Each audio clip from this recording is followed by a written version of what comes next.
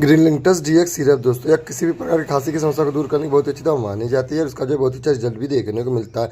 अगर दोस्तों आपको सूखी खांसी आ रही, कफ कोल्ड की समस्या हो जाती है, सूखी खांसी की वजह से आपका जो बलगम बाहर नहीं निकल रहा, आपको बार बार खांसी आ रही है, एलर्जी खांसी आ रही है, बदलते मौसम के कारण खांसी आ रही है, तो इन सब सारी समस्या को दूर करने के लिए आप जो इस ग्रीनलिंगटस डीएक्स सिरप इस्तेमाल कर सकते हैं। यह सिरप खांसी की समस्या से जल्द राहत दिलाता है, लेकिन दोस्तों इसे यूज करने से पहले एक बार अपने डॉक्टर से कंसल्ट जरूर करें, क्योंकि डॉक्टर आपके एज वेट हेल्थ कंडीशन के अकॉर्डिंग दवा की डोज को अलग अलग डिसाइड करते हैं। और अब आज के लिए बस इतना ही। ऐसे ही दवा नई जानकारी के लिए आपसे हमारे चैनल को सब्सक्राइब, लाइक को प्रेस कर लें। चलिए दोस्तों, मिलते हैं अगले दिन अगले दवा के साथ। तब तक के लिए नमस्कार, जय हिंद, जय भारत।